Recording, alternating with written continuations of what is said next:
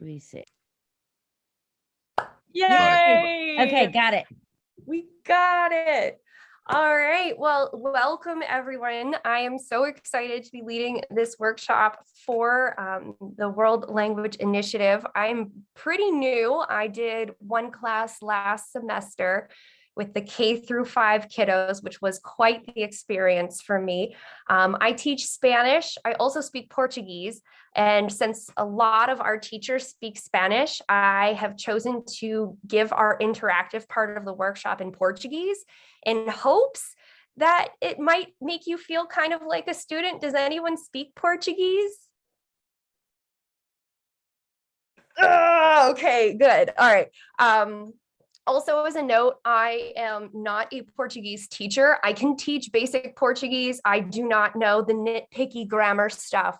So if you have lots of questions about those very specific things, I'm not going to be able to answer them. I can find the answer, but I did take 2 years of Portuguese when I was in graduate school. I lived in Brazil for 3 years, and I lived on a cattle ranch in the middle of the Amazon.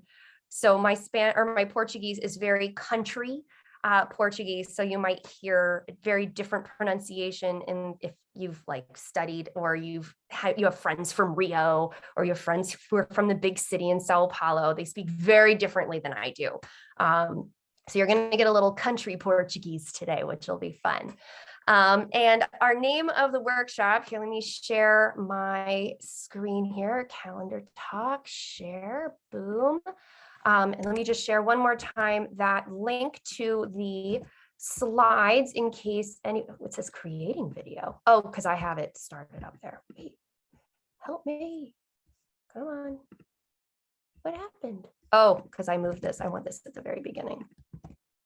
Boom. Da, da, da, da. There we go. We're all learning together, right?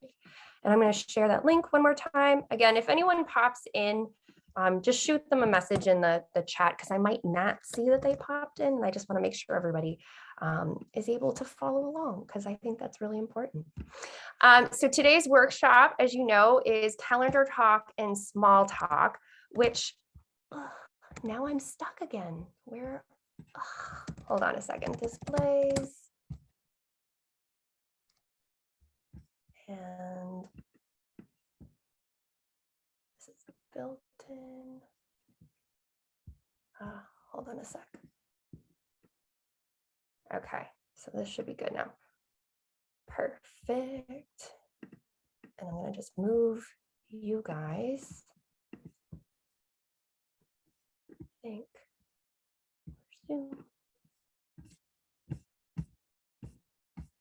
For some reason, it's putting it on a different desktop. That's so weird. I'm going to minimize this and I'm going to move you guys. There we go. Now you guys are up here. My screen is here. I'm feeling so much more organized. Perfect. So you guys can see my slides right now, right? All right, so today's talk is called Calendar Talk and Small Talk. I love these two strategies, and I'll be completely honest, it's like the bread and butter of what I do in my language classes. I believe it is an incredibly powerful community-centered language acquisition tool, and you can do it every single class. It never gets old. There are a billion different ways that you can go about doing it. So I'm going to show you guys how I lead these activities with my students. I do these activities with my students in kindergarten. I do them with my adult learners. And I just think that you can do so much. You're very, very, very beginning students, you can do this with. Your super advanced students, you can do this with because it's super flexible. And you're basically creating this awesome visual tool to help spark conversation with your students, to create reading resources, writing resources, all sorts of stuff. And just so everyone knows, my name is Becky. My pronouns are she, her, and I have my email and my social media handles here if you guys want to follow me on social. I'm mostly active on Instagram. I haven't been as of late because I'm a new mom, so things are kind of crazy in that department. My baby just turned 1, which is so exciting. But I do love social media, so feel free to reach out to me on those as well. Before we get started, do you guys have any big overarching questions that you want to make sure that I address in today's workshop? Or do you have any questions, concerns, things you just want me to know before we kind of dive into our material for today? Just kind of here for the ride. I have a question for you. Sure. I would love to know the ways in which you, like, whenever you feel it's appropriate to share little ways that you stay in the target language, like as much as, little things. I'm sure you're going to talk about that, but I'm really excited to hear about that because I love hearing how people support themselves and staying in the target language. And I agree with you there. I love watching videos of other teachers teaching because everyone has a very different way of approaching that. And when I watch other teachers, I find like, oh my gosh, that's another really cool thing. I remember one time I saw Caitlin Leppert playing a game with her students. And as the teams got points, she counted the points and added them up in Spanish. So she was like, what's 1 + 1 class? And the class would say 2. And I'm like, oh my gosh, this is brilliant. Like you're teaching them addition in another language and it feels natural. You're bringing in those numbers, which are super boring to teach. No one wants to sit there and spend an entire lesson memorizing 1 through 10. It's awful. It's completely useless. So it's more engaging and more, you're going to remember more if it's in that moment. And side note, I did that during an observation by my supervisor and it ended up in my annual review and it was like a huge thing. So everyone was like, wow, that's amazing. I'm like, I learned that. I copied it from someone else. But so yeah, awesome. Anything else you guys want to add or any other questions, concerns? Nope. All right. Feel free to pop questions in the chat or jump on the microphone. I have no problem with that. And my eyes are kind of go back and forth here. So I apologize. I'm looking at you all here, but my camera's here. So you all know how it is. All right. So what is Calendar Talk? Calendar Talk is a linguistic input activity. So it's an activity where students are receiving the language that utilizes a calendar as a visual aid to discuss what's happening in the lives of your students or in the class as a whole, yourself included. I talk about myself a lot to give the students that opportunity to hear the first person form of the verbs, right? Because we talk a lot about what our students are doing, but it's important to be like, I do this, I like this, I'm going to do this, I did this. So it gives you all of those opportunities there. Things that pop up in Calendar Talk, especially with my students in middle school, are things like video games when they're coming out. Everyone gets super excited about a brand new video game release. Holidays, birthdays, movie premieres, sports games, vacations, holidays. I know my students love researching when it's like the International Day of Cats or Science Fiction Book Appreciation Week or whatever, those are like kind of silly holidays that everyone posts about on social media. I allow them to incorporate these into Calendar Talk. Another thing is if a kid makes up a holiday or says something really super silly, I still use that. I remember one time, well, it happened every week in my class last year that I taught, a student said that they breathed on the 10th of whatever the month was. And so when I would be asking for kids, what's going on? What's going on? They're like, oh, on the 10th, I'm breathing air. And I would put that on the calendar. It sounds silly, but it's building in that idea of community. It's building in those jokes. It's building in that that kid may feel really uncomfortable doing other things, but just this little joke is building in his his social group and all of that. So even if it's super silly, I like to add their interesting things that they're doing, even if it's as silly as breathing air. Small talk is very similar. It's a linguistic input activity as well. And what I like to do is spin some type of an event that occurred either in the students' lives or in my lives. I should have updated those there, my bad. But it can be anything like someone had a really big birthday party and we want to talk about the details of that birthday party. Or I'm going to share a really embarrassing story that happened to me on the way to school. So that's what I would do with small talk. You'll see in this presentation, I also recorded myself doing the first 2 lessons. So you guys can watch those, and you'll see in those videos me kind of pulling in a little bit of small talk. My husband, and while I'm recording, he was like filling up the water bucket for our chickens. And so I was like, oh yeah, and I have chickens. And then I told a sad story about how I used to have 5 chickens, but now I only have 4 chickens. And it's very sad. So any type of little story that you can pull in that gives students kind of that authentic language, what actually happens in a conversation. You don't sit there and just tell you don't have this conversation that goes and goes and goes. Usually it's like, oh yeah, and then last week I remember I had cotton candy. Do you like cotton candy? Cotton candy is my favorite. Did you have cotton candy at the fair? Like these random little small talk kind of things that happen in natural conversation. So that's how I look at that.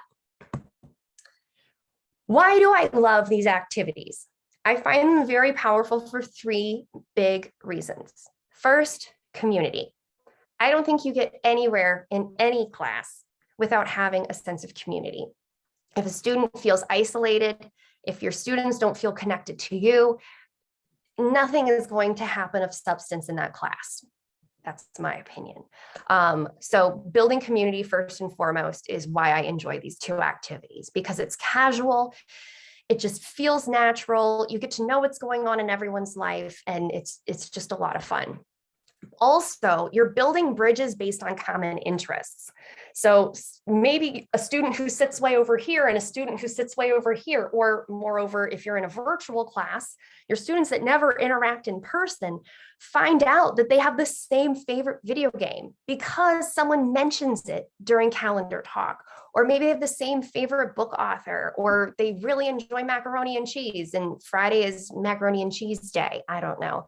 But really helping to build those connections with students, I think really solidifies that idea of community. And, lessons happen everywhere. Learning happens everywhere. So who knows, maybe these kids are going to become friends outside of your class and speak Spanish or Portuguese or Arabic or whatever language it is that you teach. So I love that as well. Number 2 is it helps to build confidence. It is a memorable input activity.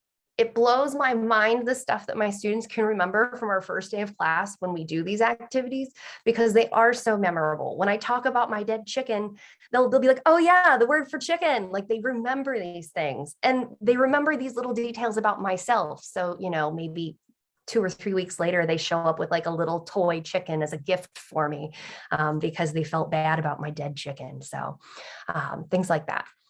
Also, because there are so many opportunities for yes, nor, either or, and true, false type questions, you're building that confidence too. So after you do these input activities, you're like, hey, did teacher have 2 chickens or 5 chickens?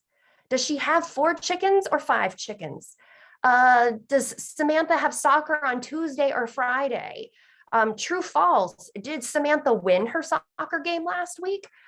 All of these types of things they build that confidence because they're not difficult questions, but the kids start to recognize how much language is seeping into their brains, or the adults, if you're teaching adults as well. They're like, oh my gosh, I am understanding what you are saying. I am able to answer these questions. So building that confidence is really important in helping students to build their language. The affective filter, as Dr. Stephen Krashen talks about, if you're a linguistic geek like I am, the affective filter is that like barrier of stress that doesn't allow you to jump into the new language where you think I can't, so I can't.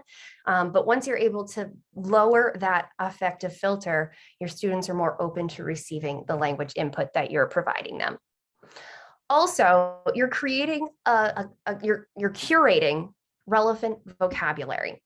So your students are learning vocabulary that's important to them. Maybe like my favorite example of this is when I was in college and I was in Spanish 3, and there was an entire chapter on the parts of a car. I don't know what a carburetor is in English. If I had to find the carburetor in a car, I would not know where it is.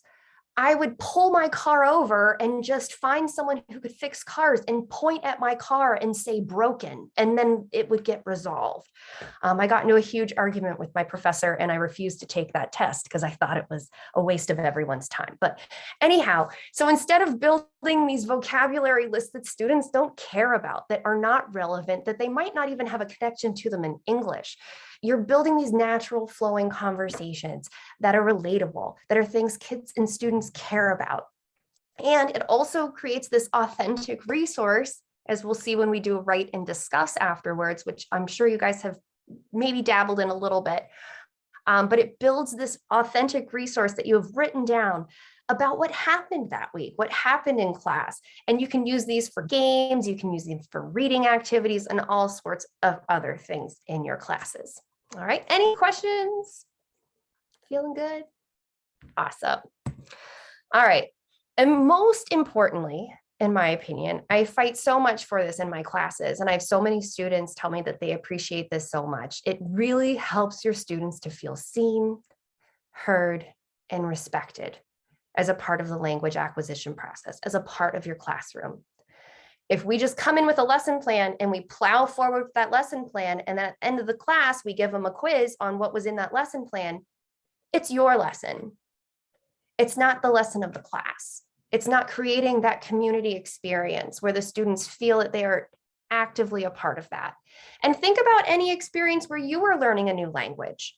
The moments where you learn the most are when you're having a real conversation with someone who's able to answer those questions. When you're like, hey, I don't know what that means. Can you explain that? Or you feel that connection.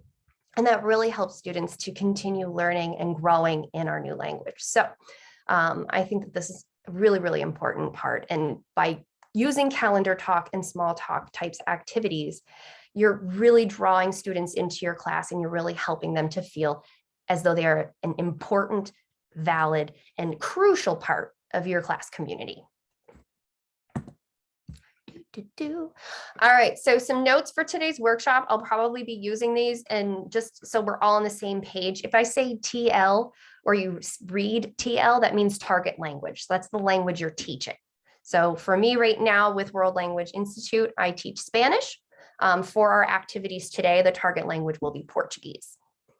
L1 stands for the student's first language. So for most of us, that's English. It's not always. For our students, I believe all the students at World Language Institute, their first language is English, since most of the students are from Montana. But again, you can't assume. And L2 is the language of instruction. So again, for us today, that's going to be Portuguese. It's whatever language you are speaking. So TL and L2 can be used interchangeably. And sometimes I use one, sometimes I use the other. So I just wanted to be clear on what those terms mean. All right, so lesson 1 is going to be just introducing the calendar. So you guys are going to get a chance to see how I go about doing that. Lesson 2 is review, plus a little bit of stuff. And then lesson 3 is just, we're going to talk more about how we do small talk, maybe some weekend chat. I'm going to give you lots of resources on that. But it's pretty fun. And again, super flexible, however you want to go about doing it. Prepping for calendar talk lesson 1. For the first lesson, I typically stick with just a weekly calendar. So this would be the absolute first lesson I do when students walk into my class on day 1. Again, I do this with the very, very, very little ones, my kindergartners. And I also do this with my adult learners. When people see a calendar, they know what a calendar is. And it feels good because you recognize what you're looking at. It's not too overwhelming. If you launch everybody into a monthly calendar, they might freak out because there's just a lot going on. So I try to make it as simple as possible, sticking to just a weekly calendar. It flows nice. And it also serves as a really great resource that students can go back to. Speaking of, I had sent an email last night that had some PDFs you guys could have printed off. If you're not able to print, that's fine. Just grab a loose sheet of paper and you can draw, or you can just draw this quick little weekly sketch. I think it's really useful to kind of sketch along with me. And you'll also get that feeling of what it's like to be a student in my class. So if you need a second to go grab a paper or whatever, go ahead and do that. Also, if you're someone who's digital, feel free. Like I'm going to be using my iPad a lot today. So I'm all about the digital drawing. Everyone good there? I included this blank slide for you guys as well, if you wanted to use that in your class. And let's see what's going on in lesson 1. So big parts of things that you want to talk about in your first lesson. First, the days of the week, of course. What is the current month? If it makes sense, if you're working with young students, maybe you want to talk about the school week, you could talk about the work week, you could talk about the weekend, you can talk about today is, tomorrow is, and yesterday was. This is pretty much where I stay with the first lesson. If students have never, ever had an experience in this language, and I don't want to scare them, I just want to give them something of substance that they're going to relate to. So the first lesson doesn't draw a whole lot of student stuff into it yet. It really just focuses on giving them that language that they're able to talk about. Now, if your students are perhaps second-year students or they have some background, feel free to put in more stuff. So maybe add in a discussion about the weather. If there's a common holiday, like right now in the United States, Black History Month is happening. And I found it interesting. I Googled and found out that Black History Month in Brazil is actually in November. So that would be a really cool thing to talk about. That's a cultural difference that we can talk about. And then maybe you can do a spin-off lesson real quick in your L1 in English and just tell the students a little bit about how it's celebrated differently, right? That doesn't have to be in the target language. You're teaching culture. Maybe birthdays, things like that. When you're having a discussion like this, it's great to rely on drawings, pictures, body language, or other visual aids to introduce new words. You'll find I create like a kind of like a glossary as I'm going. It's not pretty. It doesn't have to be pretty. I know there's teachers who make these gorgeous anchor charts and, they project things and they trace them in beautiful cursive and they post them on Instagram and everyone's like, wow, you don't have to be that fancy. I want to be that person. And every time I try to strive to be that person, I stress out. And honestly, I don't think my students get as much out of it as my messy stuff because we're creating the messy stuff together. So I don't usually prep word lists. I don't usually prep any of that stuff. All I do is give them this. This is what I start with. So, and then we build the language as we go.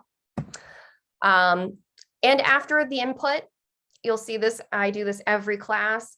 I ask students easy questions. You don't want them to be hard because again, that idea of the affective filter, Stephen Krashen's theory of the affective filter.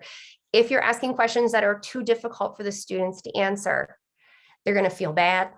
They're going to feel like they can't. That wall is going to start to come up. They're not going to want to come to your class. They're going to feel like they're failures. And I know I'm exaggerating. I'm someone with an anxiety disorder, so I definitely fall into this trap very easily myself. So I'm very conscious of making sure that my students constantly have wins. All right. So hopefully you'll see that when we do that part of our lesson. After I do the input, I also do a write and discuss, which is where we co-create a short story, 3 to 4 sentences, sometimes 5, depending, but I keep it really short. Summary of what was discussed. We read it together, we translate it together, we read it again, we celebrate how much language we've acquired. And then something that's great for that first lesson is giving students some type of like optional list of things to review. I love using Quizlet and Blookit. I don't know if you've checked those out. They're both free. For the littles, the Blookit is awesome. They're addicted to it. It's super fun, very gamified. Quizlet adults tend to prefer because it's very study focused, but there are fun games you can play in it too. But I find that Quizlet tends to work with my older learners. Blookit works better with my younger learners, but there's links there if you want to check those out too. All right, so this is the recorded demo that I did. I'm not going to play them for you, but if you want to rewatch the videos, you can do that. You can also hear me do it a little differently every time I do a lesson. Clearly, it's not verbatim. And I realized after I did it that I put that the Monday was the 28th of January because I was thinking February has 28 days. And so anyway, there's a mistake in there, but it doesn't really matter, right? So if you're watching this recording and you don't want to watch another hour of recording, you can just pop on in here and watch these quick videos too. All right, so look at that. All right, so we are about to do a Portuguese class. Are you guys ready? Are you excited? I hope you are. Let me turn on my iPad here. All right, and I love Notability. So Notability is my absolute favorite app on my iPad. I've been using it now for a couple years. It is not free, so that's one downside to it. Hold on a second here. Where did you guys go again? I lost you. Hey, I want this here. Perfect. No, where did it go? That is so weird. It's like my video just keeps disappearing. What if I X out of that? Oh, you guys are way down here, I think. Ha! Found you. For some reason, it put you guys at the bottom of my screen. I apologize. Notability is wonderful. And if you have an Apple Pencil, like if you're an iPad person, this is worth its weight in gold. And they're stupidly expensive. And if you lose them, there's no way to find them. Apple is very sneaky like that, and they managed to take all of my money. But I really, really find this to be a super powerful tool. I love using Notability. You can, right now I have 2 notes open. I can have just one here, and then I can go over here. Oh, where was it? I'm in this one. I can just say, oh, I want to have a note sheet open so I can like add extra stuff, and then I can just write on over here, which is great. So if you're looking to get a tool that if you teach using tech, totally worth it. And you don't need the premium version unless you're a math teacher. If you're a premium, or if you're a math teacher, the premium is worth it. But it also, I mean, I don't have to spend a lot of time on this, but you can change the way the pages look. So where is it? Templates. They have all these different templates. So you can have lined pages, grid pages, dot pages. If you're into Cornell Notes, which is really handy a lot of times for language learners. If you're a musician, they even have musical pages. So all sorts of stuff, but I digress. I love Notability and wish I was getting paid to prep it or promote it, because I do all the time. So as I said, here is my very simple, very clean, not stressful weekly calendar that I would present. If I was in a classroom, I could just draw it real quick on the board with a marker. That's fine. If you have a piece of paper and you want to draw it on there, or you can project, whatever is easiest for you. It all works. I like using Notability because I can download it as a PDF and keep it forever. But however works best. All right. Estão listos? You guys ready? Muito bem. Excelente. All right, so classe, aqui é o calendário. O calendário. É o calendário da semana. É o calendário da semana. Is, right? And da, Portuguese loves contractions. Everything's a contraction in Portuguese. So da is technically day plus the definite article a, which is the, and this is of. All right. So we have o calendário da semana. Aqui é o calendário da semana. Muito bem. Excelente. Muito bem. Muito bem. Very good. Muito bem. Excelente. Excelente. In Portuguese, that TE is a chi sound. Excelente. No calendário. No is em plus o. So this is in the, another lovely contraction. No calendário da semana há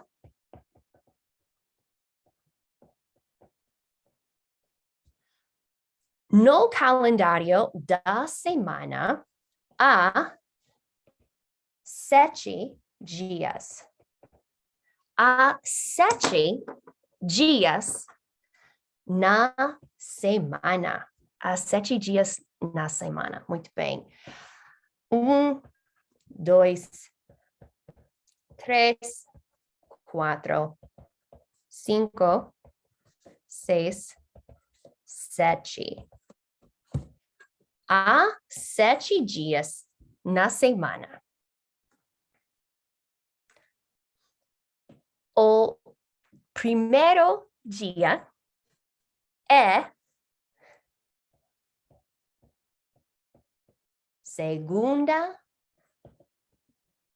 segunda-feira. Segunda-feira.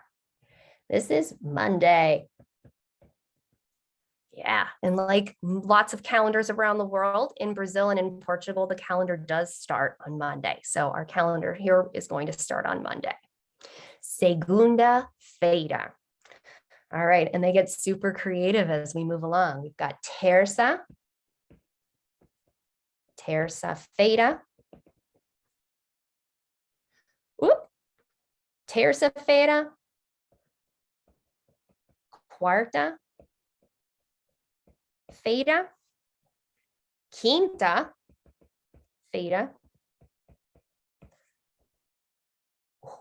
sexta-feira. Sim, sexta-feira, Friday, right? Excelente. Sábado e domingo. Muito bem, excelente. Então, a semana tem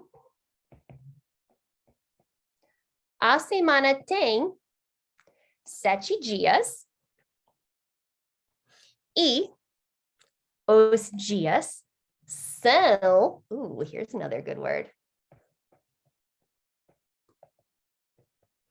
Os dias são, that little tilde here makes it a nasally sound. I love Portuguese. It sounds so beautiful. If you listen to any Portuguese music, it just is so gorgeous. It's just, I love it. So, os dias são segunda-feira, terça-feira, quarta-feira, quinta-feira, sexta-feira, sábado e domingo. So, side note here, you might be wondering, every other Romance language uses the Roman gods to name the days of the week, right? In Spanish, we have lunes, right? Because we're talking about the Roman gods and the moon and all the things. Well, in the 6th century, so a long, long time ago, the Pope declared that the days of the week in all Romance languages, right, where the Roman Catholic Church was, no longer could have these pagan Roman god names. He said, no, we have to name all the days of the week after the Holy Week. So Portugal was the only country that followed suit and listened to the Pope. And so the Holy Week in Portuguese, I guess, this is like the first feast, right? This is like Easter Monday, I guess. And the first feast, the second, my brain, the second feast, the third feast, the fourth feast, the fifth feast, the sixth feast. Then Sábado is your day of rest, right? That was okay because that had to do with the Sabbath, right? And then Domingo is the day of God. So that's why Portuguese is an off of all of the other Romance languages. So if you ever are on Jeopardy and this ever comes up as a question and you win lots of money, remember who told you this, because I could always use a little bit of money, okay? All right. So 6th century, it was a papal decree.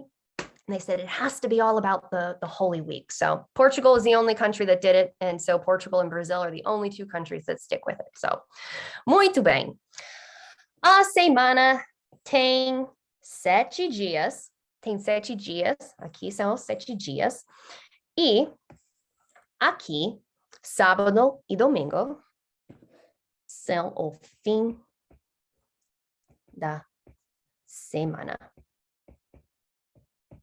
End of the week.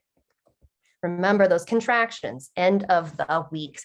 O fim da semana. O fim da semana. Sábado e domingo são o fim da semana. O fim da semana. Muito bem. Perguntas? Everybody doing okay? Any questions, comments, concerns? We feeling good? Look at all this Portuguese you guys are learning. Excelente.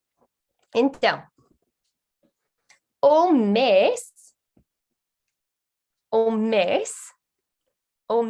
atual é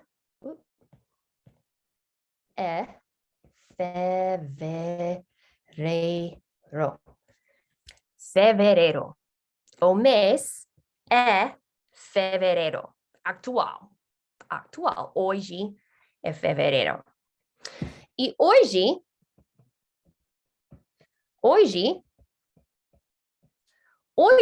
é dia 5. Sim? Sim, hoje é dia 5 do fevereiro. Amanhã,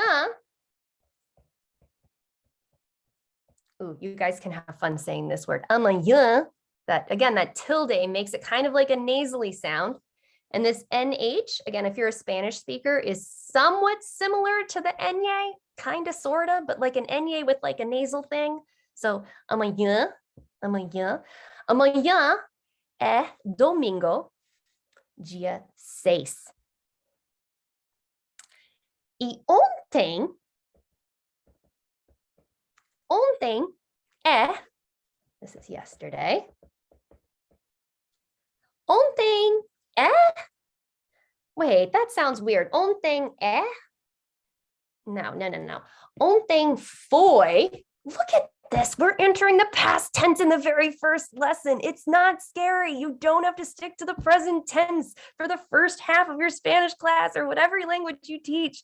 Don't worry about venturing into the past tense. Oh, I remember I got through my whole first year of Spanish and I was like, I can speak Spanish perfectly because I can conjugate a verb. And then I realized in Spanish too, there were all of these other tenses. And then I felt like it was way too much and I hated Spanish and then I learned that there were 2 past tenses. Portuguese has like a future, Portuguese has more tenses than Spanish does. But anyway, give your students the tenses they need to talk about things. Don't stress. It's okay if you pull in the past tense. All right, so ontem foi dia 4. Sim, dia 4. E anteontem,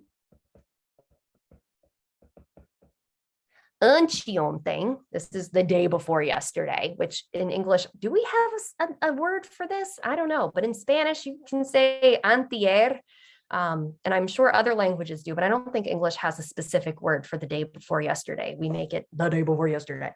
So, anteontem foi dia 3, e antes foi o dia 2, dia 1º, e segunda-feira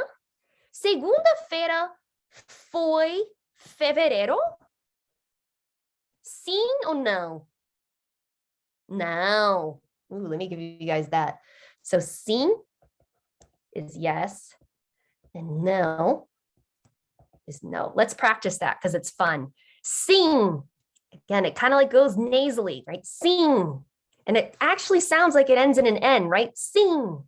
All right. And then no. No. It goes through your nose.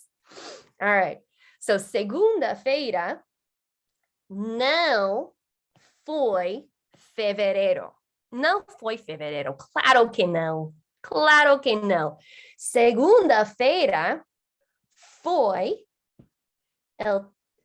o 31 de janeiro. Do Janeiro. Yeah, Rio de Janeiro is the river of January, right? Yeah, I see some brains going, I didn't know that. Yep, it's the river of January. And I think it's because they arrived there in January. They, meaning the Portuguese, arrived there in January. I'm not positive. I don't remember that specific from my Portuguese history classes and Brazilian history classes, but I do believe that was why. Anyhow, So, segunda-feira foi o 31 de janeiro, o mês passado. O mês passado. Hoje, o mês é fevereiro. O mês é fevereiro. Não é janeiro. É fevereiro. Muito bem. Excelente. So, this would pretty much be all that I would give my students on their very first day in a class with me. Look at how much language we got. It is so powerful. And this is stuff they need all the time because they're talking about their lives. So we have the present tense and the past tense and the plural of the verb to be, which again is the basis of a whole lot of stuff. We have the verb there is, there are. We talked about the verb for has. I gave everybody like some applaud words, some really nice things to say. I gave you guys the yes and the no. I gave you all of these awesome words for talking about today, tomorrow, yesterday, and then the fancy day before yesterday. Of course, the days of the week. And we got up to number 7 without having to go, hey, everybody, let's just list the numbers and I'll quiz everyone on the numbers. So any questions so far? I'm going to show you guys some examples of like the follow-up questions that I would typically give before we would move into a write and discuss. You guys feeling good? All right, muito bem. Muito bem. Would you be willing to share this screen with us in the presentation or yeah, I can download it as a PDF, which is cool. And also, this is something that's really cool if it works. For some reason, it's saying I'm not the owner of the note, but I made the note. For some reason, it's not working on this specific note. And it happened when I was doing my recording too, and I was so mad.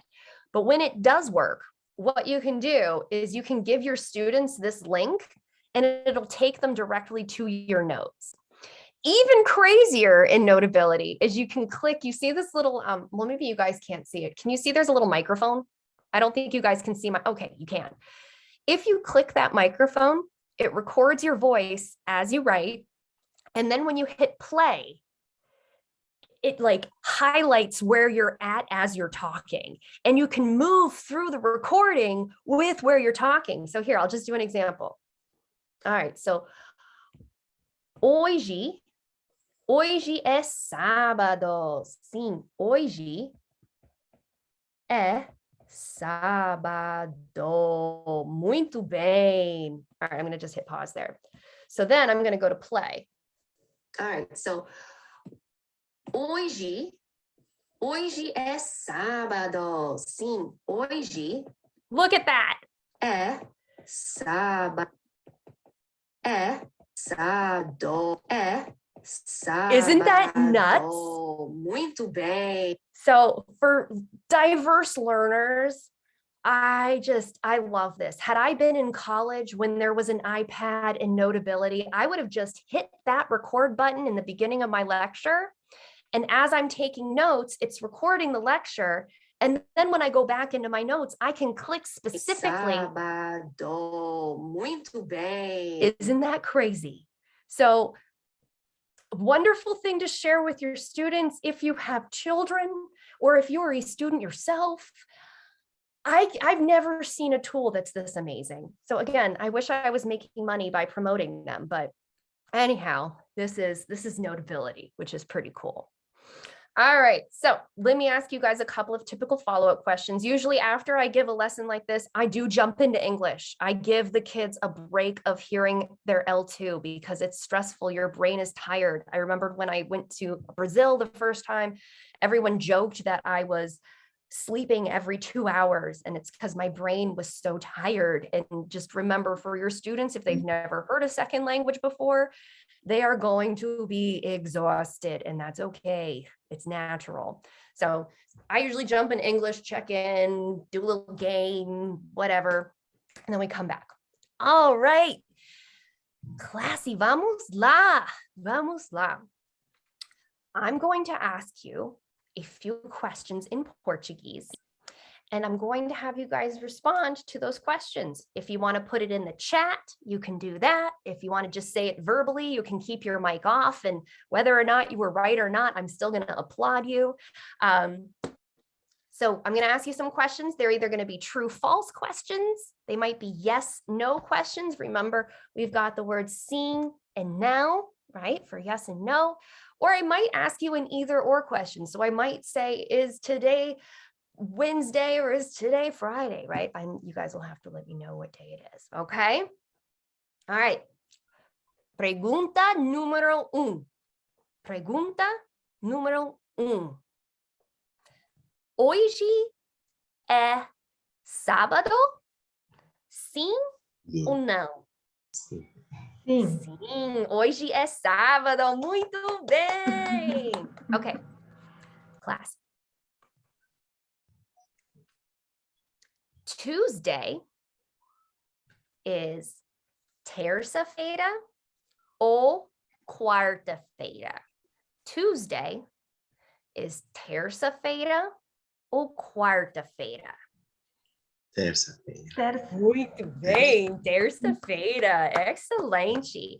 One more note, in Portuguese, in Portugal and in Brazil, and in other places where they speak Portuguese, like Cape Verde, you might just hear them say segunda or just terça. They drop out this feira too. All right. Pergunta número 3. O mês hoje é janeiro ou fevereiro? Fevereiro.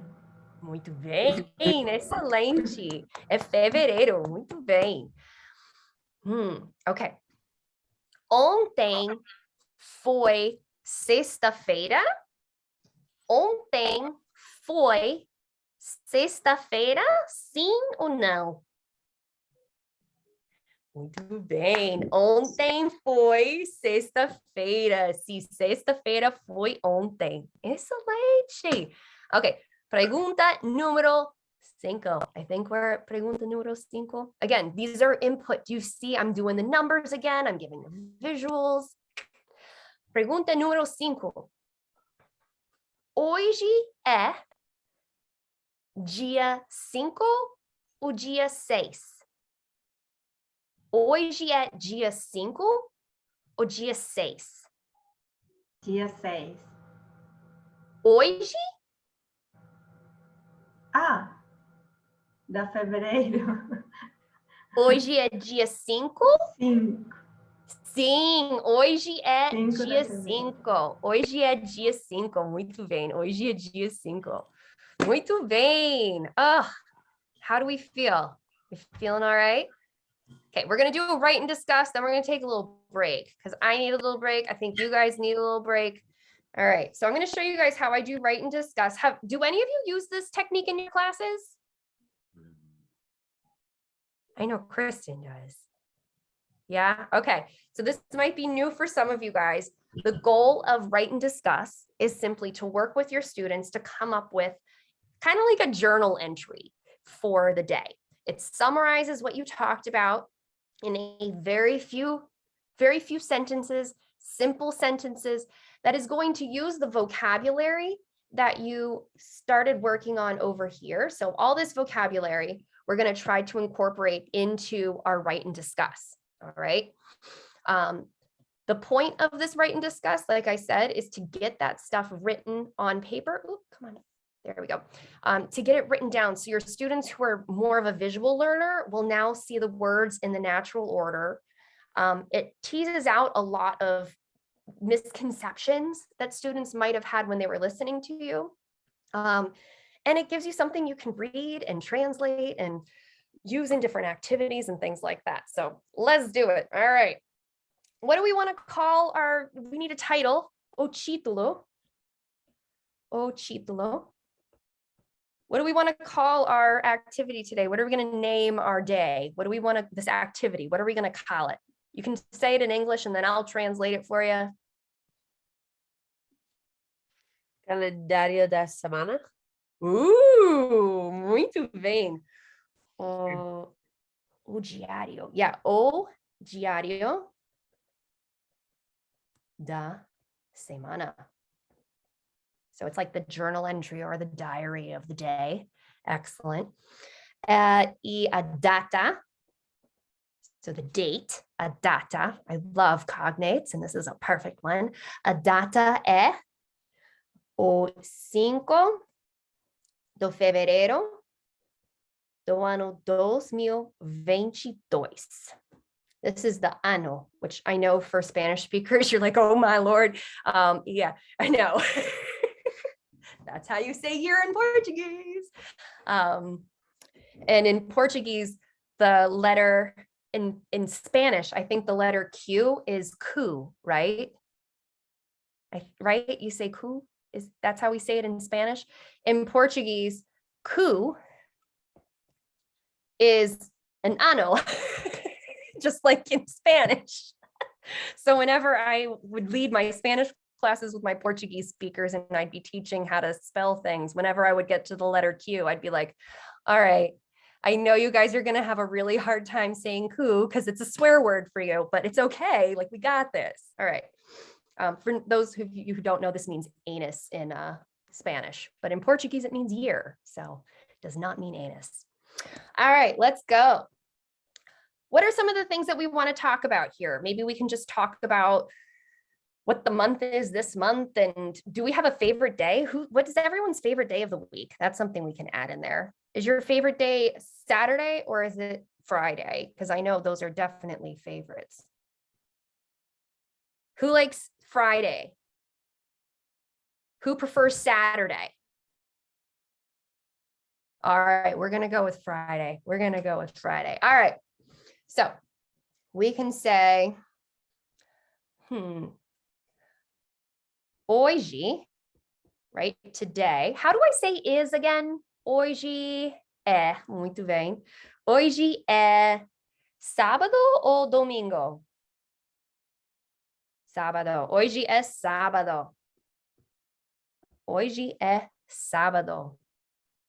Okay. How do I say yesterday? Ontem. Ontem foi sexta. And we could just leave it as sexta because that's how a lot of Brazilians and Portuguese speakers speak. But because this is academic writing, we're going to add it on in there, sexta-feira. The Pope in the 6th century would be proud of us. Ontem foi sexta-feira. We can say na, this is in the, whoop, look at me writing in phonetics. Na opinião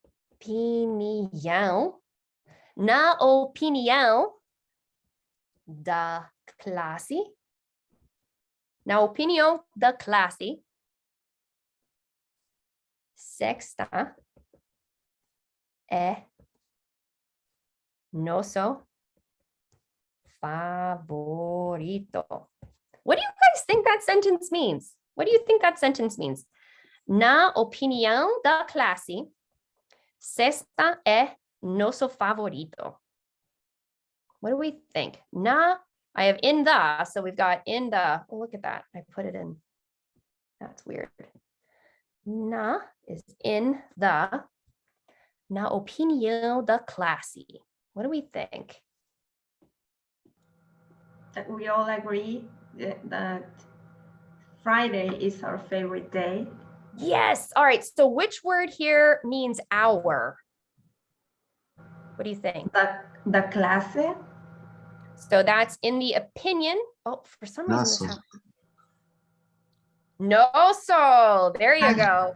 So we have na in the opinião da classe, right? In the opinion of the, again, we have those contractions everywhere, of the class. Friday is our favorite. Is there anything else we want to add? I mean, this is a solid 3 sentences, and it wraps up a lot of the stuff that we talked about, right? We've got today, we have the verb is, we have yesterday was, Now we have some academic writing, right? In the opinion of the class, feel free to interject some of this academic style writing because your students will run into this when they read on their own, right? And it also equips them with some of that language. So really great strategy. And nuestro favorito. So now we're adding in some possessives here and we're anchoring on a cognate. We're helping students to feel like they can read the word without having to know the word, right? All right, I'm going to read it for you guys nice and slow. I'll translate it word for word and then we'll read it all together and we will be done for today. Well, for our break. All right. Hoje é sábado. Ontem foi sexta-feira. Na opinião da classe, sexta é nosso favorito. All right, so I have today is Saturday. Yesterday was Friday, or the sixth feast. In the opinion of the class, Friday is our favorite. All right, friends, let's read it all together in Portuguese. Feel free if your mic's off, that doesn't bother me at all. If you want your mic on, it'll just sound like a wonderful chorus of all of our beautiful voices. Are we ready? In 3, 2, 1. Hoje Hoje é sábado. sábado. Ontem Ontem foi foi sexta-feira. Yeah.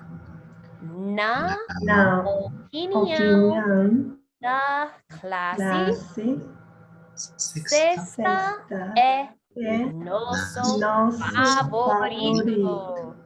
Muito bem, classe, aplauso. Muito bem, bate palma. Muito bem. All right, friends. So that is my first class with my students. Always, I just go over the calendar. We talk about it. Let's take a 10-minute break. Do we think that's good? Just to kind of get up and move around. All right, so we will see each other back here at 14. And I will put these on as PDFs so you guys can also access those as well. All right. Thank you. I'll That see was you in fun, 10. Becky. Thank you. Yay! Thank All right. you. We'll probably land. I don't know about you guys, but I'm a little brain dead now. So we're going to do what we can do. And hopefully everything that we're covering today is going to help you guys grow your practice. I think that as a teacher, that's the coolest thing is that you're never done learning. You're never done cultivating that toolkit that you have of ideas. And that's another reason why I really love being a part of World Language Initiative, because it's a big part of what's happening. There's always workshops, there's always things to do, and you guys can share your strategies with the group too. So just shoot Kristen an email and she can get you guys set up to do a workshop too. So, all right. So let me go back to my slides here. We did that one. Okay. Let me do slideshow here and then I'm gonna, hold on. I have to share Zoom, share my screen, Google Chrome. All right, fantastical. Okay, so lesson 2. Lesson 2 is where I delve more into the actual calendar. So that's when I present a full monthly calendar to my students. It helps to be the anchor for all of my classes moving forward. So throughout the whole month of February, when students walk in, the first thing they'll see, or again, when they're walking in virtually, is our calendar. And we'll be able to see like, oh, Joey had a hockey tournament. How did that go? Did you guys win? Or, I mean, it just allows me to ask those questions either in English or in Spanish or Portuguese or whatever language it is that you teach. Because you can be comprehensible when you've already gone over it a bunch. And, you know, did you win? Like everybody can see, ganaste, perdiste. Like you can make it super emotive. So your students are like, oh, I assume I know what she's talking about. Or they can just ask. And now you're getting more language input. So this is how I do it. I've seen teachers do it a zillion different ways. Some teachers just draw the calendar as they do it. I can't do that. I'm too much of a perfectionist. I need the visual there and I need to be able to draw into it. And again, this really helps to create that idea of community. One tip that I have before going into lesson 2 is to try to truly connect with your students before class starts. So even if you're doing it in your L1, English or whatever, you can ask them what their plans are for the week. You can ask them if anyone has a birthday, or maybe it's their pet's birthday. My goodness, Malou was just asking me how old my dog was. I'm like, I'm not really sure. But these are things kids really care about. Maybe someone has a big test, or they have a big dance performance, or maybe you have something really exciting going on that week.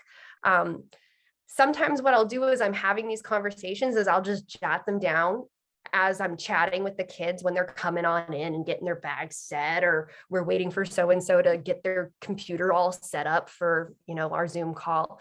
But this gives me information that I can use in the calendar.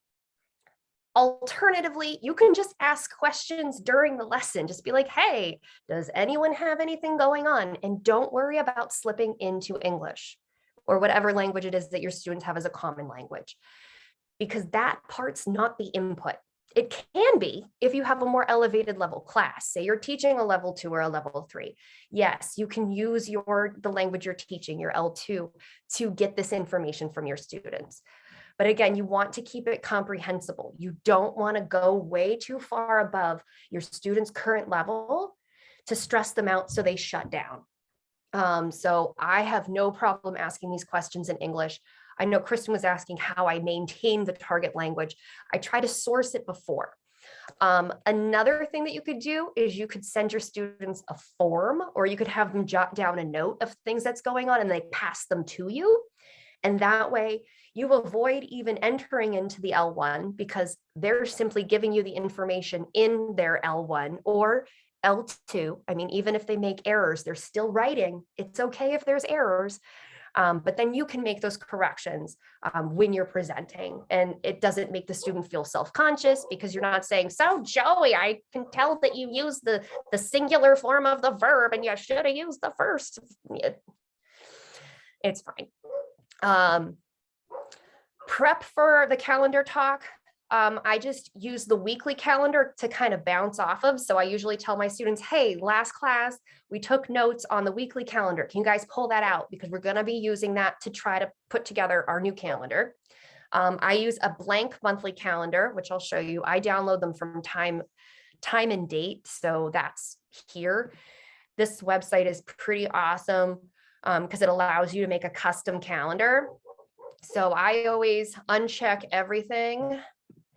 And then I add this mark non-working days, because then that makes the weekend color darker. And so students have a hard time differentiating. And honestly, I do sometimes too, which is the weekend, which is the weekday. And then you can edit what day your calendar starts on. So if you're teaching Spanish or Portuguese or whatever, there's there. But if you want to do Sunday, you can do Sunday there too. And then I just put it into Notability and I erase the stuff that I don't want. But that's what I do. But if you also just want a blank one, here's a blank calendar you can print. So this would just give you a blank one. For some reason, they're really hard to find, which is why I have them linked for you guys, because I just get very stressed looking for things. So it's there for you. Alternatively, as I said, you can have students draw a calendar. I know Kristen Leppert, who's like one of my favorite people to watch, Caitlin Leppert, sorry, she draws the calendar every day. She adds like another block on her calendar, and that drives me bananas. I love that she can do it and it works well for her and her students, but I can't do that. So maybe you prefer doing that, because then you can make your dates as big as you need, because maybe there's 20 things going on this Saturday and you want to have them all on there. I just zoom in really big and write really small. So what works for you? I always tell students, if you want to use pens, you can, but you're going to deeply regret it, because you're going to mess up and I'm going to mess up. I'm going to write the wrong thing on the wrong date. I know it'll happen. So I do strongly encourage students to use pencils. But But you will have that student who wants to use their fancy gel pens, and then they get really mad when you realize you accidentally wrote the Groundhog Day was on the 4th of February and not on the 2nd of February. And now they have this all wrong and they have to scratch it out. So encourage them to use pencils. And I have here as a note, just remember that writing is such an important skill to help students retain new information. So if you can, edit your calendar so that the days of the week and like the month are gone, because those are really important things for kids to just write and write and write. And no one wants to write it 10 times in a row. That's what I did when I was in school. We had to write lunes like 10 times and then martes 10 times. But having them just write it on the actual calendar where it goes, I think is way more powerful. Again, my opinion. So lesson 2 is all about reviewing and adding some more things. So you're going to pull out that calendar for a virtual aid or visual aid. Your students will look at that weekly calendar, and you're going to tell a story very slowly about details on the calendar if you already have stuff on it. We don't have stuff on it yet. So say we had a calendar that already had Johnny has a soccer game on Friday. You'd be like, hi class, on Friday, Joey has a soccer game. Joey, are you excited or are you sad, right? Bringing in these kind of emotion words, talking about what's going on. And it allows you to ask really easy questions too. So I have example here. Last week, we had class on Tuesday and it was raining. It was also Tommy's birthday. On Friday, we said it would snow. Did it snow or rain on Friday? So again, these weather words, we're incorporating them into the calendar. Instead of having a whole unit on the weather, we're talking about the weather as it happens. And if you teach virtually, this is super cool because your kids have different weather all over the place and your weather is different than their weather. And so that compare and contrast comes very naturally. Given that I'm on the East Coast and the Montana kids are on the West Coast, it's just so neat how different our weather can be. They're in tank tops where I'm in a sweater. So, and it may seem blah, like super boring, but it does get really cool. Important, just keep celebrating what everyone understands. And so you're going to get out those monthly calendars, label as you go, and have students copy. Right here, I have a reference. If you are writing on your calendars that like Sammy has basketball practice, don't feel like you have to write the whole sentence out because again, that write and discuss activity that you do afterwards is where they're going to see the language flow naturally. So feel free to just write Sammy and draw basketball, or write Sammy / basketball practice. Or if you are someone who wants to put that full sentence on there, you can write Sammy has basketball practice, whatever works for you and works for your students. If you have students who are in kindergarten, for example, maybe not writing the whole sentence, that doesn't make sense. Maybe drawing the pictures makes way more sense. I draw terribly, so that also becomes a really fun thing to talk about because I'm not very good at being an artist. So give kids lots of time to copy, repeat, repeat, repeat. This is called circling. I'm not sure if you've heard that term before, but circling means there's a word you're really trying to get them to understand. So here, basketball and practice are the 2 words that I really want these kids to get because this is the focus of what we're talking. So on Thursday, Sammy has basketball practice. So the kids kind of start copying. And then I'm like, they have practice on the 4th. Sammy plays basketball. Sammy likes basketball. Sammy plays basketball at the gym. Sammy plays basketball at the gym in Concord.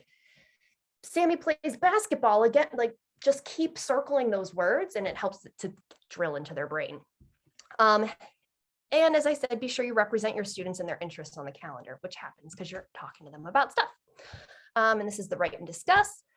Notes on calendar talk. I said this, I always have it up. Helps me to remember what students, what to ask students about, because I have very, very, very bad memory. So that helps me to remember to ask about Zach's hockey game. Helps me remember where we left off as a class. Students feel confident because when they walk in, they already recognize the calendar. They're like, ooh, that's language I understand. I know what that is. Gives me a great starting point and to lead into chatting. And like I said, you can use a form, have kids give you a piece of paper with notes, whatever works for you guys. So just some ideas. All right, so again, let's demo. If you were watching this as a recording, you can just watch this little video and you guys can also check it out too. That way you have another image of me doing it. And I'm pretty sure this is the one where my my chickens come up. But anyhow, I'm going to stop sharing that. I'm going to go over to my iPad. Dun, dun, dun, dun, dun. All right, now where'd you guys go? You're right here. Boom. Okay, fantastic. So can you guys see my monthly calendar?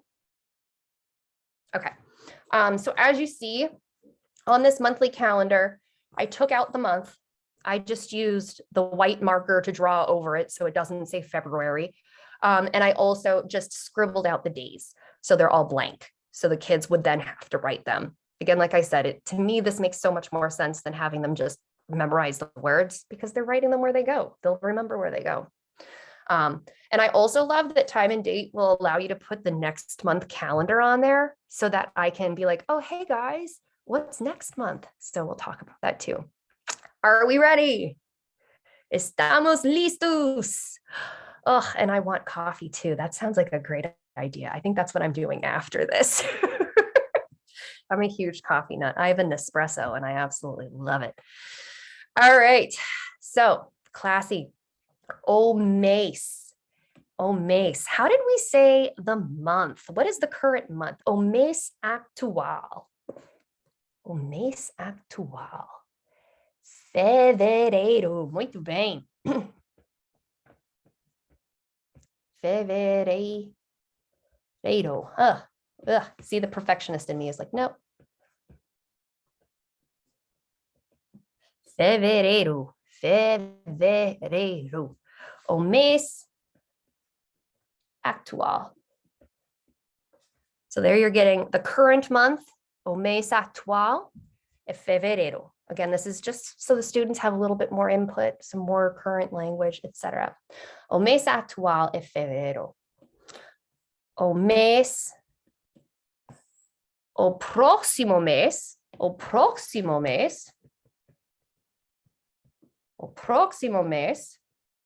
é março.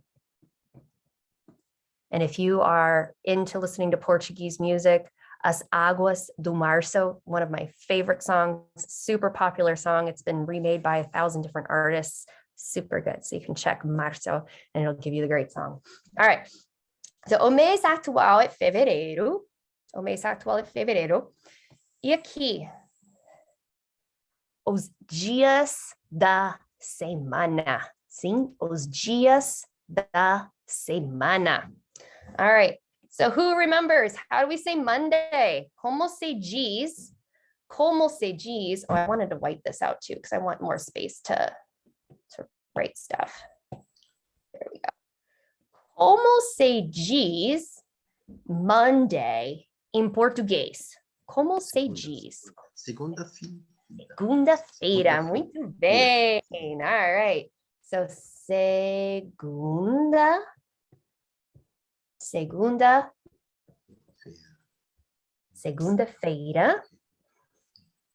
And then how do we say Tuesday? Terça. Yep, terça. Yep. Terça-feira. Terça. The C with the little thingy on the end, the C with the little tail. Terça. That makes it like a soft C sound. Without it, when there's I think it's between just like this. If it was just this, it'd be terca. Terca. So that makes it an S sound, yeah. Terça-feira. Terça-feira. Wednesday was? Quarta-feira. Quarta-feira. Quarta. Muito bem. That's the fourth festival or the fourth feast. What was Thursday? Quinta. Quinta-feira.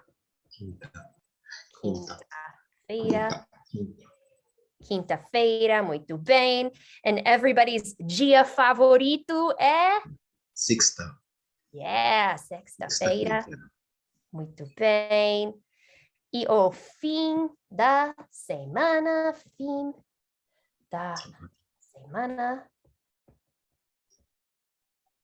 O fim da semana é sábado. Domingo. Domingo. Domingo, sim. Muito bem.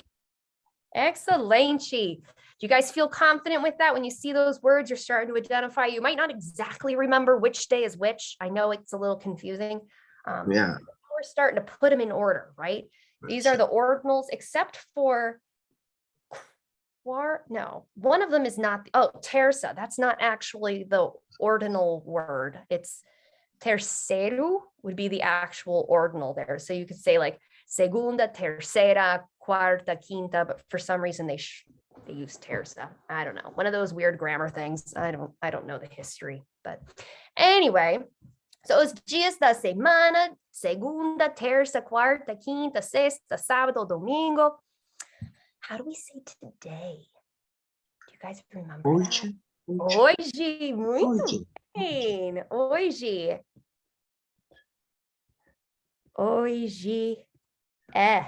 Hoje é sábado. Hoje é sábado.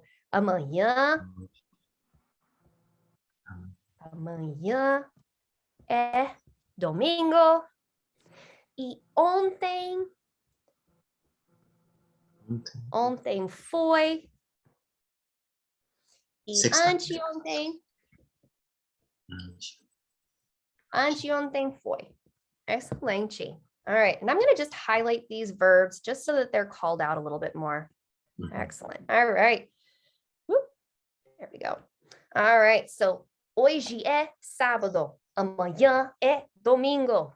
Ontem foi sexta, anteontem foi quinta.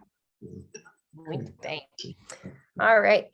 So this is where I would just kind of ask students what's going on, but since it's the first lesson and I want them to get a feel for what I'm going to be asking them about, I usually share something I am excited about or something that happened this week that I'm into. So, na, which would be em, mais a, which is in, the. So, na terça-feira, filme novo. What do you guys think filme is? It's the cognate. A new film, right? Yeah. Filme novo saiu. Filme novo. O filme novo é, I wrote it down because I knew I wouldn't remember the name. O filme novo, Nightmare Alley, do Guillermo del Toro, está en HBO. Oh, there we go, my Spanish there. Eu quero.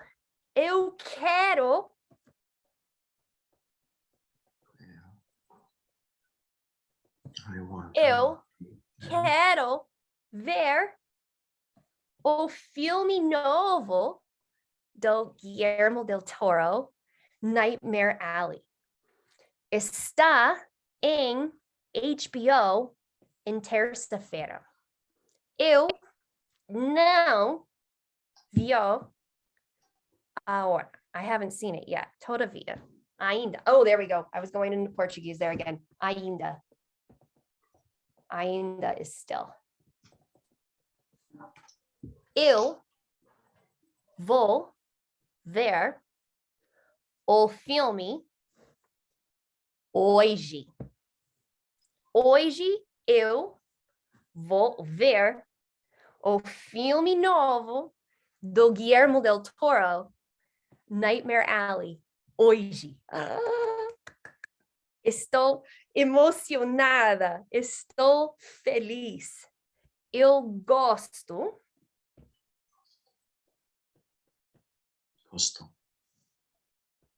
Eu gosto dos filmes do Guillermo del Toro. São interessantes. São interessantes. They're very interesting. São interessantes. So that's something exciting that's going in my life. I can't wait to watch that movie tonight. It's going to be super awful too, I'm sure.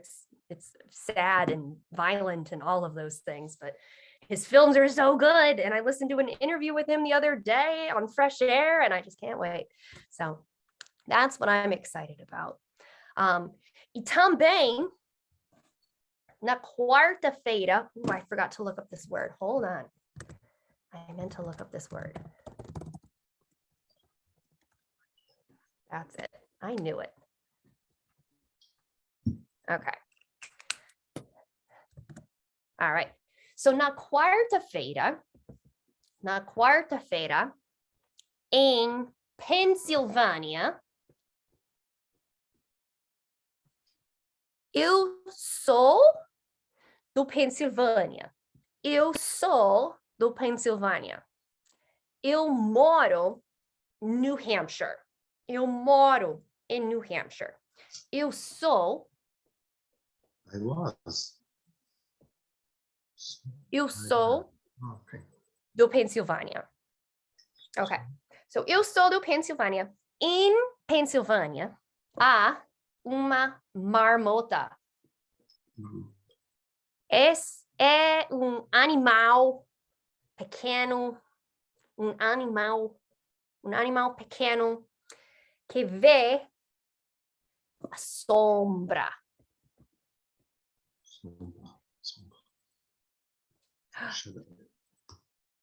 É um dia importante em Pensilvânia.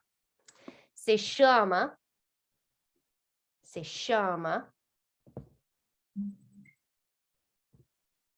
o dia da marmota. Do you guys know anything about this important holiday in Pennsylvania? Okay, I see some heads shaking. All right, so Amelia, can you tell us a little bit about the marmota? Do you know what marmota is in English? I'm thinking groundhog. Ding. Yeah. Groundhog Day. É um dia muito importante em Pensilvânia. Em Pensilvânia. So the story goes, the marmota comes out of the hole, and if he sees a shadow, I think it's you get 6 more weeks of winter, and if he doesn't see a shadow, then it'll be an early spring. And it's an old wives' tale. It's a legend. It's not real, but it's a really, really big deal in Pennsylvania. So, and this is exactly what I do with my students. I just kind of pull things up. I'm like, hey, let's take a look at this. So, em Pensilvânia, há dia importante, se chama o Dia da Marmota. E há uma marmota, muito bonito, não? Há uma marmota e as pessoas usam roupa vieja. They wear old, or velha. They use old clothes. Roupa velha, right? This doesn't look like clothing people normally wear, right? This is old school. É muito interessante. Em Pensilvânia, é muito importante a cultura da Pensilvânia. E passa em Punxsutawney, Pensilvânia, na cidade de Punxsutawney, em Pensilvânia. Sim, é muito interessante. E também há um filme. Remember, what was filme again? Movie. Yeah, all right. See, I'm pulling in the vocab we did. Há filme. Como se chama o actor? Como se chama o actor? Eu me chamo Becky. Como se chama o actor? Bill Murray. Bill Murray, see.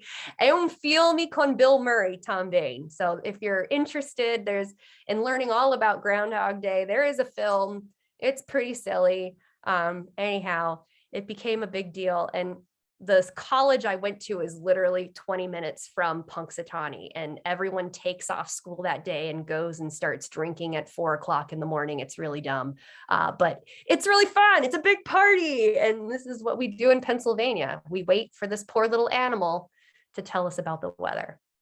Yeah. So let me go back to where I was. You guys learned a little bit of Pennsylvanian culture there. All right. Boom, boom, boom. Can you guys see my iPad now? Muito bem. All right. Let me pull you guys back up because you disappeared again. Zoom. There you are. Ba, ba, ba, ba. All right. Every time I move things, it like completely goes everywhere. Então, na terça-feira, we did that word again. There is, right? There is, there are. Há filme novo do Guillermo del Toro. Na quarta-feira foi o Dia da Marmota. O Dia da Marmota. And that's kind of what's going on. Eu vou ver o filme Nightmare Alley el sábado. E estou emocionada. What do you guys have going on in your life? Anything you want to add to our calendar? Anything fun or exciting? I know we've got a film and Groundhog Day. Nothing. I'm going to I'm going on a date weekend with my husband. Muito bem, muito bem. Okay. Never do that. So we rarely do it. Very, very, like this will be like the second time ever. Oh, então, aonde vão? Aonde vão? Paradise Valley. Paradise It's Valley. It's like an hour away from In Montana? In Montana. Okay, então. O sábado, não, o domingo, quais dias? It's later in the month, the 26th. O 26. O 26 e o 27? Actually, it's like the 27th. Wait, is the 27th a Saturday? Sim. Okay, Saturday. Yeah, sábado. Oh gosh, segunda-feira. Então. Yeah. Sábado a segunda. Oh wait, yeah. Yeah. 26th through the 28th. Yeah. Muito bem. Então, Kristen e seu esposo. Kristen e seu esposo vão a Paradise Valley. Muito bem. Vão a Paradise Valley por 3 dias. Vão por 3 dias. Vão esquiar. Vão esquiar muito bem. In Yellowstone. In Yellowstone. In Yellowstone. É muito bonito. Bonito. It's very beautiful. Muito bonito. Muito. Sim, muito. Here, I'll stick that. I'll put it over here. Muito. Muito bonito. Muito bonito. This is very. Muito bonito. E vão comer comida muito, muito gostoso. Estou com inveja. Excelente.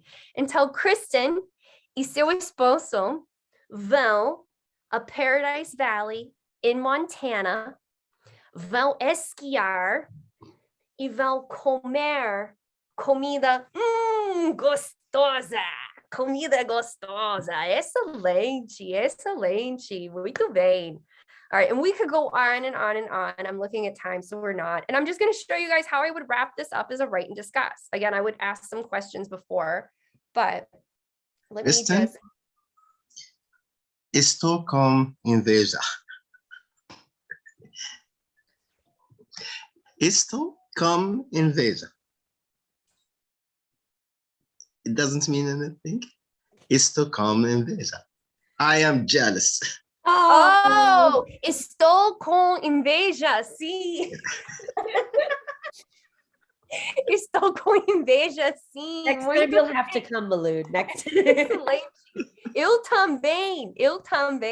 Eu estou com inveja dela também. Muito bem. Oh, I love this. We're going to use that. All right. Excelente. Okay. Então, A ver.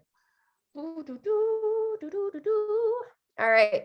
Malud's like the star student. He's like looking And things Google- up and being all I mean, I love impressive. when kids just look stuff up. Like, why not? Let them use it. That's my opinion anyway. So we'll just call this ochítalo. Ochítalo. Ay, ay, ay. Ochítalo. Ochítalo. We'll just call it o mês do fevereiro. All right. E a data de hoje é o 5 de fevereiro de 2022. All right.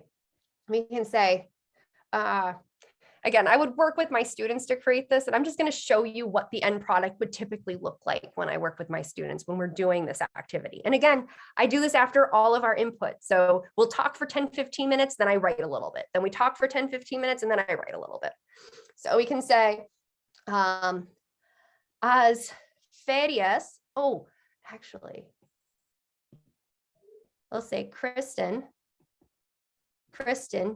e seu esposo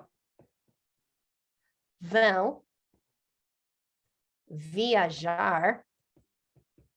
So we'll say this is travel. So I'm giving them a little bit more because you can just say they're going to, but here we're giving them a little bit more language to play with.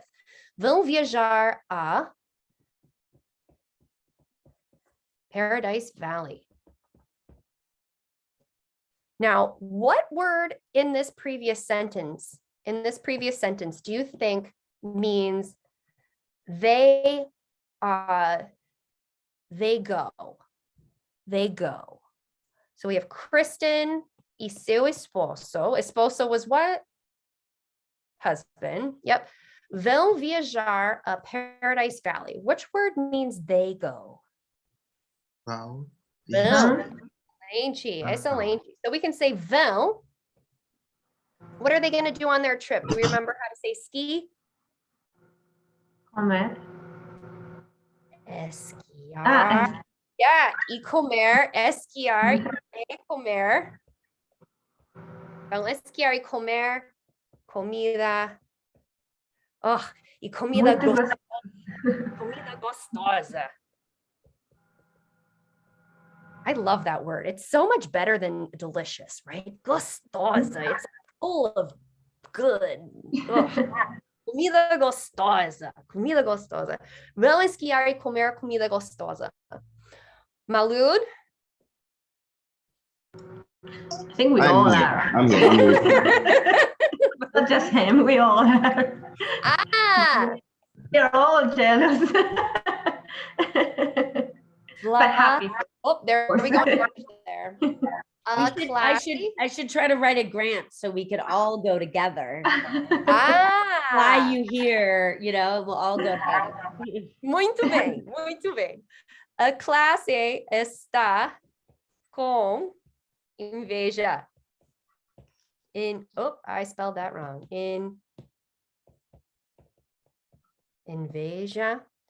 I might be spelling it wrong, but we're close enough. We're close enough. And again, this is where I model for my students. Let me check. I can't remember how to spell this word. I'm not a native speaker. And even though I'm a native speaker of English, I still look up English words all the time. So modeling that mistake making, modeling that unknown, I feel is also super duper important. So I do that with my students all the time. All right, excellent. So do you see how this was memorable? Like, I can talk all day about what I'm doing, or I can lead a lesson all about what, Javier in the book is doing on their vacation, but like no one cares about Javier. Like no one wants to know what Javier orders on their vacation and what they're going to go see when they're in Spain. Like we want to know what Kristen's doing, and we care so much more about Kristen, right? So Kristen e seu esposo vão viajar a Paradise Valley. Vão esquiar e comer comida gostosa. A classe está com inveja. Muito bom, gente. Excelente. Parabéns. Parabéns. And again, I would read this, we translate it, we play around with it, we do a whole bunch of stuff with it. But those are my two favorite variations for calendar talks, starting with the weekly calendar, building those skills. Once those skills are built, then all you need to do is pull this up every class, and maybe nothing is happening that day and it's okay. Everyone's sitting around, no big deal. But then you can be like, oh, the 26th, Kristen, do you have your bags packed yet? Like, are you ready? What are you taking with you? Like, who's going to take care of your pets while you're gone? Like, you can pull in all of these conversation topics. Where are your kids going if you're going on a date weekend, right? They can take care of themselves, right?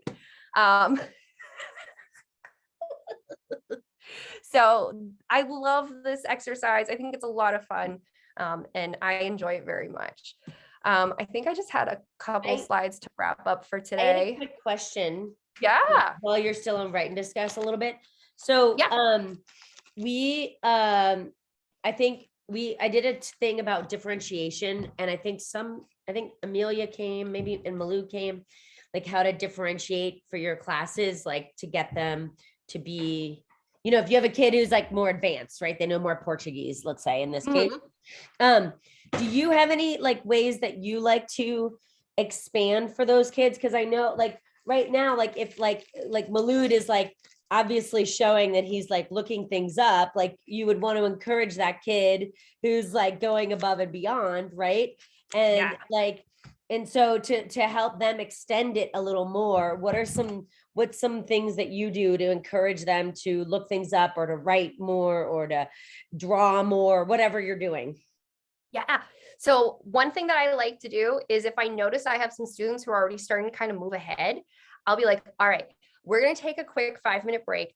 What I want you guys to do is I want you to come up with one really good sentence that you want us to add in. Or I'll be like, I want you to challenge yourself to come up with like 3-word summary or something. So I love to give it off to the students to try to come up with some stuff.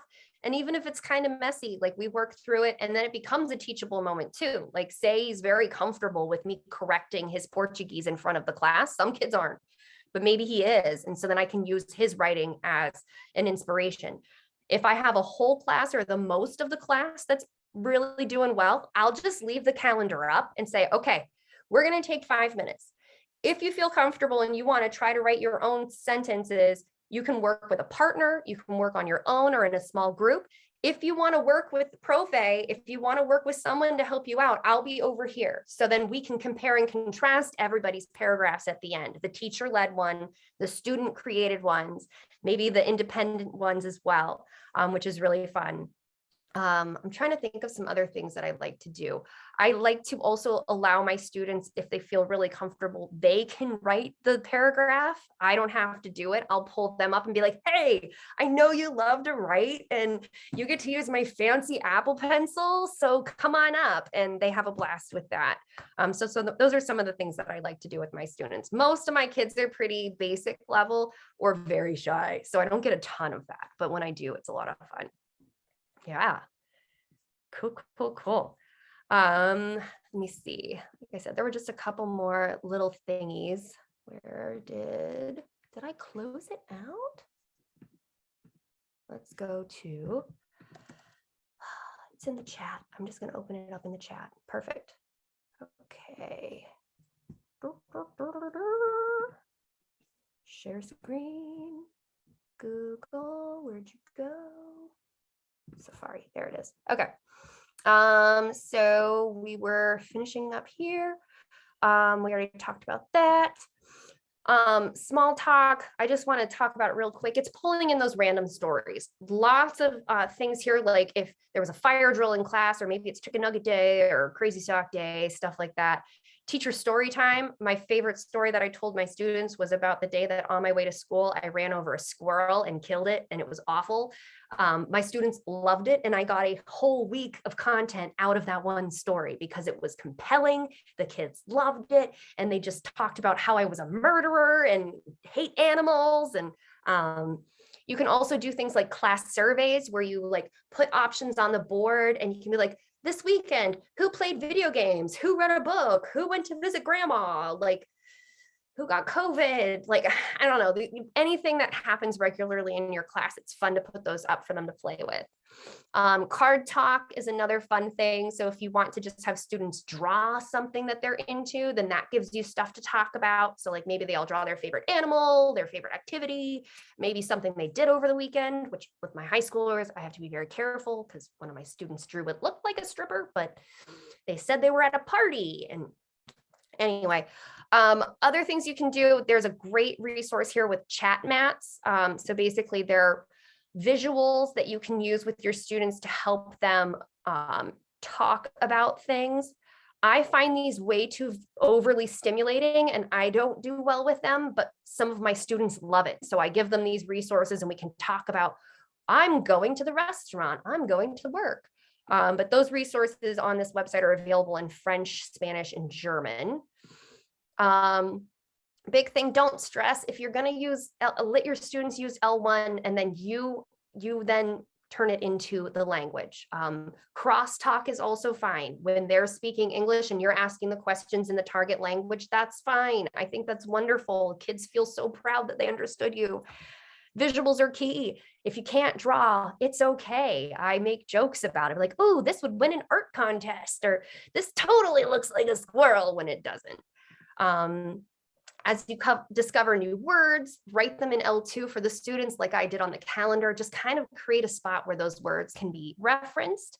If the students look bored, just wrap up and move on to something else. Like, it's okay. And again, doing those activities at the end. Final notes, remember Dr. Stephen Krashen's theory of acquisition, I+1. I meaning the student's current comprehension ability in this new language, and +1 is one level above their comprehension. So you want to be pushing them a little bit, but not off the edge. Keeping it fun, engagement's key. If you're bored, they're bored, move on. Keep some tricks in your back pocket. Mike Peto's tip was, he's a great teacher. If you haven't watched any of his videos, do so. Always have a music video handy. I love using lyrics training. The words pop up on the screen and it turns it into a video game. So if you need a couple minutes, be like, hey, I'm going to put this up on the board. You guys can figure out the game and then you can figure out your next plan. Canva is a great tool to make graphics. It's free for teachers. So I have a link here. So if you're someone who really likes to create like those chat mats, or if you want to create anything, I know Kristen does her class journals in them. So free for premium teachers. And again, here's more chat mats. And then this is a link to 7 different ways to do weekend chat, which is talking about what happened on Monday. These are awesome. I really love her different ideas. And I think this is free too, which is cool. It's a find someone who bingo, but just some ideas that you can translate into the language you're teaching. That's all I have. Here is just a summary. And I also linked the Google Drive where I put, there's those worksheets. So as you see, I put them in as PDF. So you guys have access to those. And I'll put the ones that we just did with the bigger calendar talk there for you. There's the presentation and then the pre-recorded videos I did. Any questions, comments, concerns? I know I'm running a little bit over, and here I was telling Kristen, there's no way I can talk for 2 hours, but I did. Well, it's clear that you know a lot. So you know, once you get going and you're passionate about it, it's easy to do. That's the thing. That's the thing. I love teaching languages. I love it so much because it's something everybody can do. It's the class that you know for a fact that every single person in front of you is capable. Like math class, there's like that hurdle. History, there's like that hurdle. Gym class, there's a hurdle. But like we can all communicate.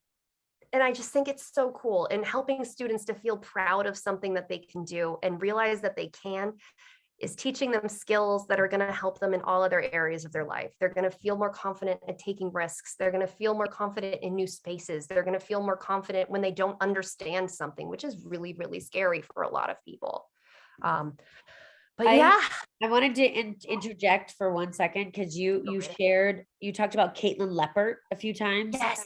And she, for Amelia, Valeria, Malud, anyone else watching this later, she has a great podcast And I often listen to it when I'm like out on a walk.